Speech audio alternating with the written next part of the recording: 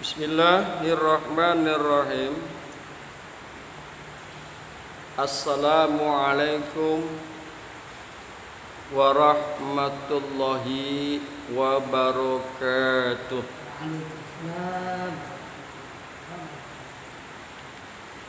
Bismillah.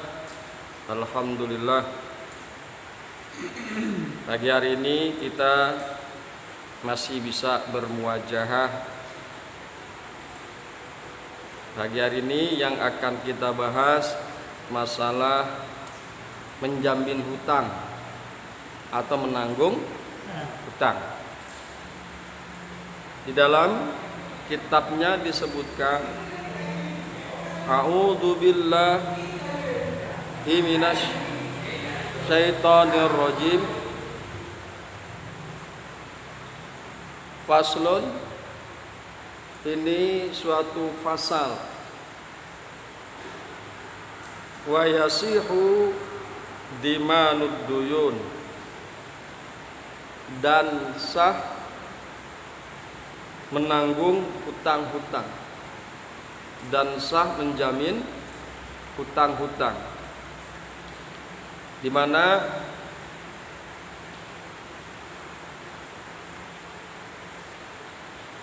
syariat ini didasarkan pada satu hadis,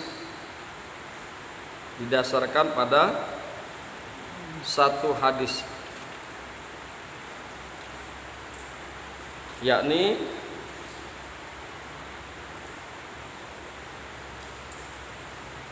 dikemukakan dari Imam Bukhari. Hadis ini diriwayatkan oleh Imam Bukhari dari Salmah bin Aqwa radhiyallahu anhu. Ia berkata,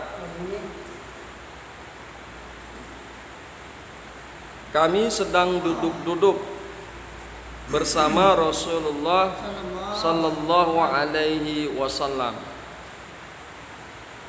Kemudian dibawa ke hadapan Nabi sallallahu alaihi wasallam jenazah seseorang.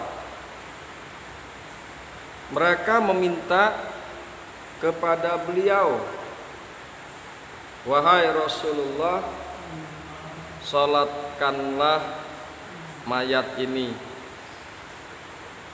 Lalu Nabi bertanya, apakah dia menanggung hutang?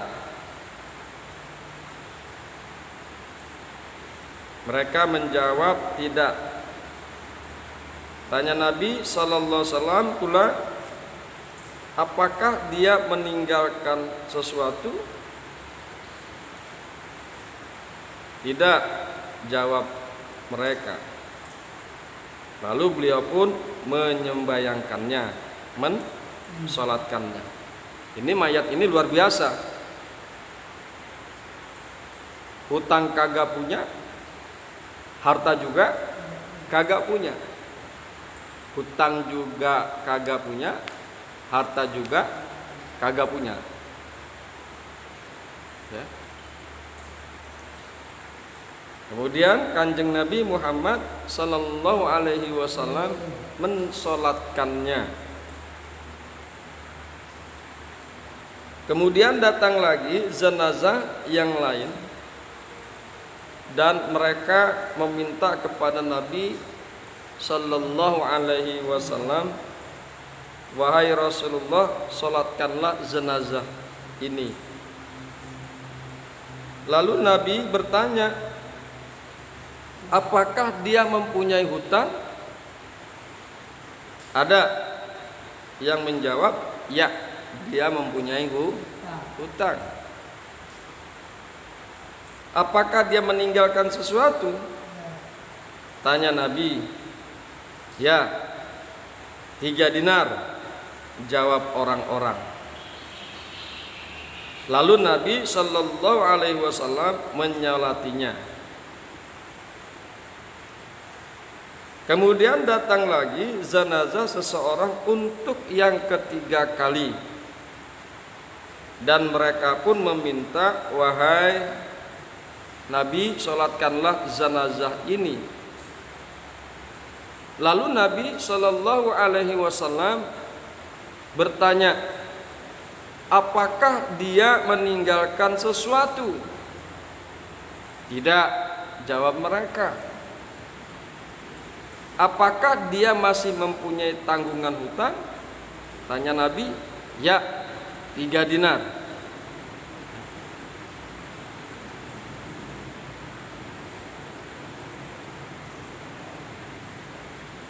Jawab mereka.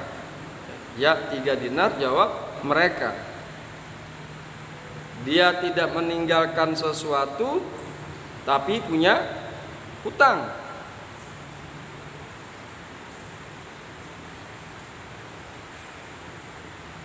Lalu Nabi SAW bersabda, salatkanlah kalian atas jenazah saudara kalian. Kemudian Abu Qatadah berkata, salatkanlah jenazah itu wahai Rasulullah, sayalah yang akan menanggung pembayaran hutangnya. Lalu Nabi pun mensolatkannya. Hadirin yang berbahagia, hamba-hamba Allah yang mudah-mudahan selalu dirahmati oleh Allah Subhanahu wa taala. Inilah dasar bahwa seseorang boleh menjadi penjamin atau penanggung hutang. Kemudian masalah mayat, yang satu dan yang kedua, mayat yang pertama dan mayat yang kedua disolati oleh Kanjeng Nabi Muhammad Sallallahu Alaihi Wasallam. Mayat yang pertama dia tidak punya hutang. Mayat yang pertama dia tidak punya hutang. Mayat yang kedua dia punya hutang, tapi dia masih punya tanggungan, masih punya simpanan harta. Jadi yang kedua, dia punya hutang, dia punya tanggungan hutang, tapi dia juga punya simpanan harta peninggalan yang bisa digunakan untuk membayar hutang-hutangnya. Jadi yang disolati itu oleh Kanjeng Nabi adalah yang tidak punya hutang dan yang punya hutang tapi dia punya peninggalan harta yang bisa digunakan untuk membayarkan hutang-hutangnya. Sedangkan mayat yang ketiga tidak disolati oleh Nabi. Tidak disolati oleh Nabi. Kenapa? Dia punya hutang tetapi nggak punya harta benda peninggalan yang bisa digunakan untuk membayar hutangnya. Itulah yang ketiga yang tidak disolati oleh Kanjeng Nabi Muhammad Sallallahu Alaihi Wasallam. Oleh karena itu Kanjeng Nabi kemudian diminta oleh Qatadah. Qatadah ini sebagai penanggung, sebagai penjamin hutangnya si mayat. Barulah Kanjeng Nabi mensolatinya. Ya. Pelajaran yang mayat yang ketiga bahwa bukan artinya haram, tidak boleh mensolati orang yang punya hutang, bukan. Tetapi silakan, tapi Kanjeng ya Nabi yang bukan mensolatinya, dia yang tidak mensolatinya. Silakan kepada para sahabat yang ingin mensolatinya jenazah yang ketiga. Hadirin yang berbahagia, hamba-hamba Allah yang mudah-mudahan selalu dirahmati oleh Allah Subhanahu wa taala. Oleh karena itu sangat penting sekali ketika ada yang wafat di antara kita, di lingkungan kita, maka keluarga atau ahli waris dikumpulkan apakah jenazah atau mayat ini mempunyai hutang. Kemudian dimintakan kesepakatan dan pernyataan bahwa keluarga atau ahli waris akan menjadi penjamin atau penanggung hutang. Ya. Jadi sebisa mungkin jenazah ada, kemudian dikumpulkan para ahli waris, diajak musyawarah. Ini orang tua kamu yang meninggal dunia, apakah masih punya utang? Masih. Nah, mesti ada kesepakatan dan statement bahwa ada di antara ahli waris yang akan menanggung, yang akan menjamin hutang tersebut. Tuh, yang kedua, kita ini kan memang disunahkan untuk bersilaturahim. Untuk bersilaturahim baik kepada saudara senasab maupun kepada saudara seiman maupun kepada rekan-rekan yang berbeda agama. Hendaklah kalau kita bersilaturahmi, kalau kita hendak bersilaturahim, jangan duduk-duduk saja, ngobrol ngalor ngidul, makan dan minum saja. Tapi tanyakan apakah ada keluarga saya yang mempunyai hutang. Tanyakan kepada tuan rumah, atau tanyakanlah kepada tuan rumah, apakah orang tua saya masih ada sangkut paut atau hutang piutang. Hal ini penting karena apa? Hutang ini sangat menentukan kita bisa masuk ke dalam surga atau tidak. Kemarin kita sudah kemukakan bahwa seseorang yang mati syahid saja tidak bisa masuk ke dalam surga asbab hutang. Padahal orang yang mati syahid itu otomatis langsung masuk surga. Apalagi orang yang tidak mati syahid. Apalagi orang yang tidak mati syahid. Dia punya utang dan tidak dibayarkan lebih-lebih, maka dia tidak masuk surga. Oleh karena itu hutang ini harus kita perhatikan sehingga ketika kita dalam keadaan hidup bisa diselesaikan. Atau ketika sudah meninggal dunia maka ada yang bisa menjaminkan hutang tersebut. Hadirin yang berbahagia, hamba-hamba Allah yang mudah-mudahan selalu dirahmati oleh Allah Subhanahu wa taala. Yang perlu dicatat bahwa dalam pembahasan hari ini, pagi hari ini ada 3 komponen, 3 personal yang harus kita perhatikan. Yang pertama adalah dominun, yaitu yang menanggung hutang. Domin, dia tidak terlibat dalam hutang piutang antara dua belah pihak. Jadi domin itu adalah yang menanggung atau yang menjamin hutang. Yang kedua, al-matmuna anhu, orang yang dijamin hutangnya. Orang yang berhutang kemudian dia dijamin hutangnya. Kemudian personal yang ketiga adalah al-matmunalah, al-matmuna lahu, orang yang memiliki piutang, yang memberikan hutangan kepada al-matmuna anhu. Hadirin yang berbahagia, hamba-hamba Allah yang mudah-mudahan selalu dirahmati oleh Allah Subhanahu wa taala. Kita kembali kepada kitab matannya. Bismillahirrahmanirrahim. Wa yasihu dimanud duyun, wa yasihu dimanud duyunil mustaqirrati fi zimmati, dan sah menanggung dan sah menjamin hutang-hutang yang tetap di dalam tanggungan. Hutang yang tetap ini Jadi kalau hutang yang tidak tetap, yang belum tetap, tidak sah untuk ditanggung. Contohnya apa? Hutang rencana, hutang yang baru direncanakan, itu tidak sah dijaminkan karena hutang itu belum tetap. Ya. Misalnya ada seseorang yang ingin menikah. Kemudian pernikahan itu kan biasanya memang membutuhkan dana, membutuhkan biaya. Si Ali pengen menikah. Dia ngomong sama si Amir yang akan dijadikan penjamin.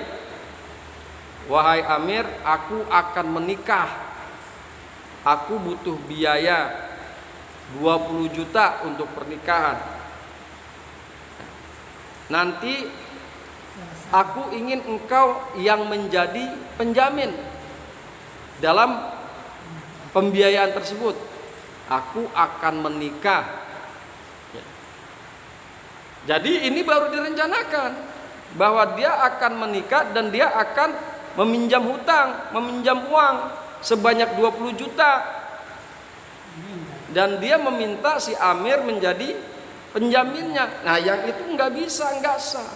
Karena utangnya belum tetap, masih diangan-angan, masih direncanakan. Nikahnya kapan? Nanti. Utangnya kapan? Nanti juga. Yang demikian itu tidak bisa dijadikan sebagai hutang yang dijaminkan kepada orang lain.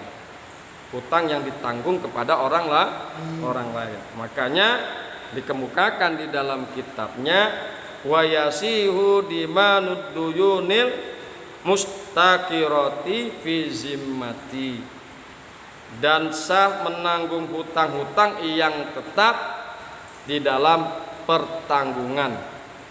Idza ulima qadruha, apabila diketahui ukuran hutang itu. Jadi ukuran hutangnya tuh diketahui. Pak De, ukuran hutangnya, kadar hutangnya itu diketahui. Kemarin di dalam syarahnya dikemukakan diketahui beratnya, diketahui jenisnya sampai warnanya. Ukurannya itu diketahui. Sampean ngutang jenisnya apa, uang, hutangnya berapa? 1 juta. Nah jelas ukurannya diketahui, besarnya hutangnya diketahui, jenisnya adalah uang, kemudian kadarnya 1 juta. Atau ada orang yang hutang tapi bukan berupa uang, emas katakan. Hutangnya apa? Emas. Berapa gram? 3 gram. Berapa karat? 23 karat. Nah, jelas. Ya, jelas. Jadi apabila tidak diketahui kadarnya akan hutang tersebut, maka tidak sah. Tidak sah. Bang Jet, nanti utang saya tolong ya Bang Jet jaminkan. Ya siap. Nah Bang Jet nggak nanya emang kadarnya berapa Ustaz. Bang Jet nggak nanya, main siap-siap aja. Siap Ustaz, utang Ustaz saya jamin. Kadarnya Bang Jet nggak tahu, berapa besarnya utang kagak tahu, jenis utangnya juga nggak tahu. Satu ketika yang berpiutang, yang memiliki hutang, yang mengutangi kepada saya, nagih ke Bang Jet. Ternyata hutangnya luar biasa. Hutangnya luar biasa, nggak mungkin Bang Jet menanggungnya. Hutangnya katakan 3 miliar. Boro-boro Bang Jet punya duit 3 miliar, punya banda juga, rumah nggak sampai harga segitu. Dijual harta bendanya Bang Jet semua, yang rumah kek, yang tanah kek, apa aja bandanya dijual, kagak sampai 3 juta. Nah, untuk menghindari hal yang demikian, maka sebelum menjadi penjamin atau penanggung hutang harus dijelaskan dulu berapa sebenarnya kadar dan ukuran hutang tersebut. Ya. Hadirin yang berbahagia, hamba-hamba Allah yang mudah-mudahan selalu dirahmati oleh Allah Subhanahu wa taala. Kemudian dikemukakan wali sahibil haqi, dan bagi orang yang mempunyai hak. Maksudnya bagi orang yang berpiutang, orang yang menghutangkan uangnya. Wali sahibil haqi, dan bagi orang yang mempunyai hak, bagi orang yang berpiutang. Mutalabatun, itu boleh menuntut. Mutalabatu boleh menuntut, boleh menagih man syaa, kepada siapa saja yang dia kehendaki. Kepada siapa saja yang dia kehendaki.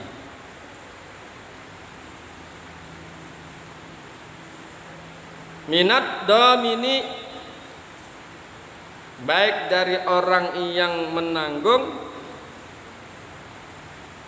wal matmuni anhu, atau orang yang hutangnya ditanggung. Iza kanat dimanu, apabila ada penanggungan itu, alama bayanna, atas apa-apa yang kami telah jelaskan. Hutangnya jelas, hutangnya udah tetap.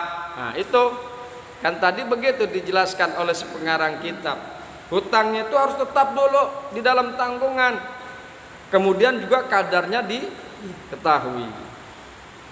Jadi di dalam kitab ini bahwa si berpiutang, orang yang menghutangi boleh menagih kepada siapa saja.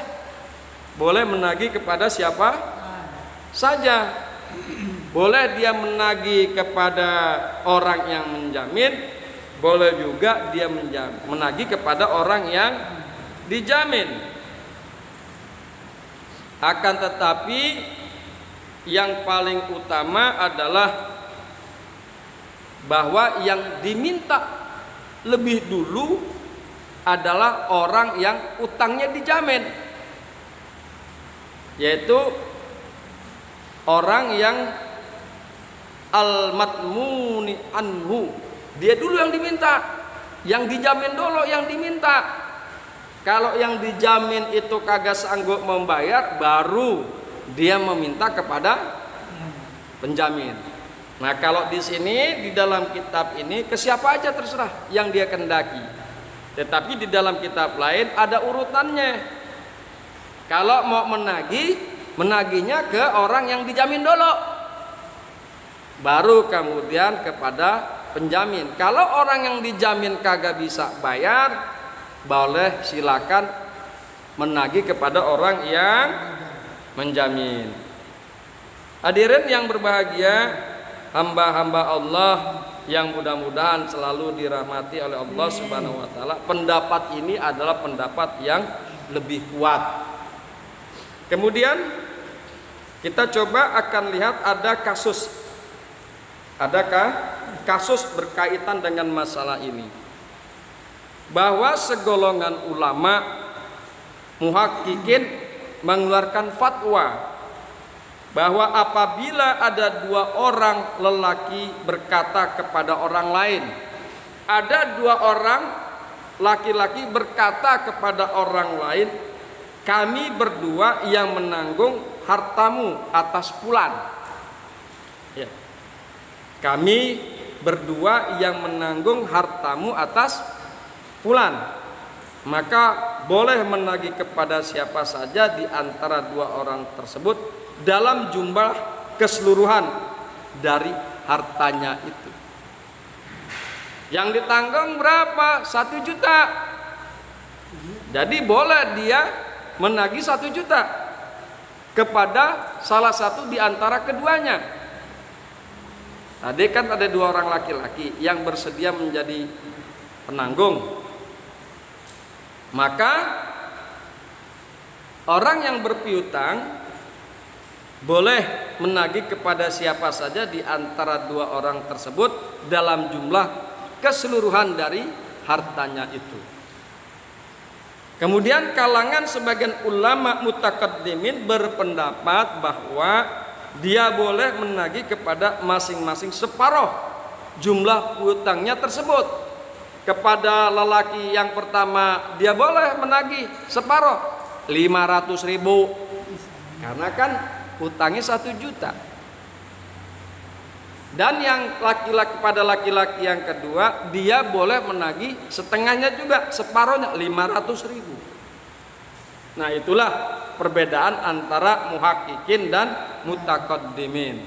Ya. Kalau yang menanggung berdua mutaqaddimin dibagi 2 tuh, sarang 500, separuh-separuh. Tapi kalau muhaqqiqin boleh menagih semuanya, tidak kudu di paruh-paruh. Kemudian hadirin yang berbahagia, hamba-hamba Allah yang mudah-mudahan selalu dirahmati oleh Allah Subhanahu wa taala, jika seandainya ada orang berkata, lemparkanlah barang-barangmu ke laut dan saya beserta seluruh penumpang kapal ini yang menjadi penanggungnya, maka tanggungan dibagi rata. Tanggungan dibagi rata-rata. Sebab hal ini bukan merupakan diman, bukan merupakan doman, bukan merupakan tanggungan yang hakiki, tetapi hanyalah merupakan ajakan untuk merusak harta demi kemaslahatan bersama. Yang selanjutnya perlu menetapkan adanya pembagian secara rata akan tanggung jawab agar manusia tidak menghindar dari padanya. Kalau dulu itu kan belum ada pesawat, adanya kapal laut. Mungkin kapal laut itu syarat dengan muatan, penumpangnya banyak, muatan yang diangkut juga banyak. Oleng tuh kapal, oleng itu kapal nggak bisa berjalan dengan sempurna, khawatir tenggelam mati bareng-bareng. Khawatir kapal itu karam kemudian tenggelam, kan bisa mati bareng-bareng. Ini gimana caranya nih begini biar selamat bareng-bareng, maslahat bareng-bareng? Maka mesti ada yang dikurangin dari muatan tersebut. Yang bisa dikurangin siapa? Ya tentunya harta benda, bukan nyawa orang yang dilempar ke laut. Orang dilempar ke laut, Nabi Yunus mah beda, jangan disamain dengan Nabi Yunus. Memang udah kehendak Allah kalau Nabi Yunus dilempar ke laut kemudian ada nanggepin tuh ikan paus. Lah, Nabi bukan, wali bukan, dilempar ke laut. Nah, itu kan bisa meninggalkan dunia. Nah, oleh karena itu yang mana yang paling pantas, yang layak untuk dibuang ke laut? Hartanya siapa? Oh, hartanya si Anu yang harus dibuang ke laut agar kapal itu jalan dengan sempurna, tidak oleng, agar kapal itu tidak tenggelam dan tidak karam. Dibuang deh tuh, ya, muatan si Fulan dibuang, harta bendanya si Fulan dibuang ke laut. Nah, yang demikian itu maka dibagi rata kepada seluruh penumpang untuk menjadi pengembalian terhadap hartanya si Fulan yang dibuang.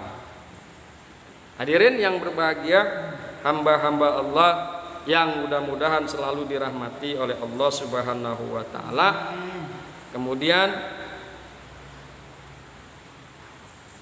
masih ada kelanjutannya, iza kana dimanu ala mabayyana. Ya. Masih banyak pembahasannya. Kemudian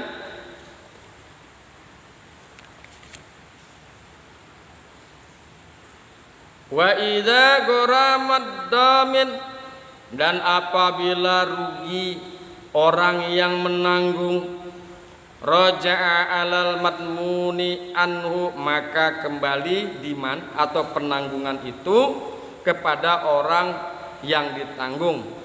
Idza kanat dimanu, apabila ada penanggungan itu, wal qada'u, dan pembayarannya biiznihi, dengan izinnya.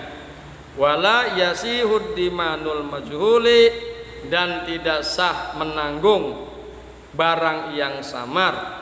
Wala malam yajib, dan tidak sah menanggung hutang yang tidak wajib. Illa darokal mabi, kecuali darokal mabi. Insyaallah penjelasannya besok ya, karena memang ini pembahasannya cukup panjang. Yang penting kita istiqomah. Hadirin yang berbahagia, hamba-hamba Allah yang beriman, itulah fikih. Masih banyak fikih yang harus kita bahas. Bukan hanya sekedar sholat, zakat, puasa saja. Masih banyak fikih yang harus kita bahas. Insya Allah, jika Allah kasih kita umur panjang, sehat badan, jasmani dan rohani, serta istiqomah, kitab ini akan kita bahas sampai selesai. Amin ya rabbal alamin. Hadanallahu wa iyyakum ajmain. Assalamualaikum warahmatullahi wabarakatuh.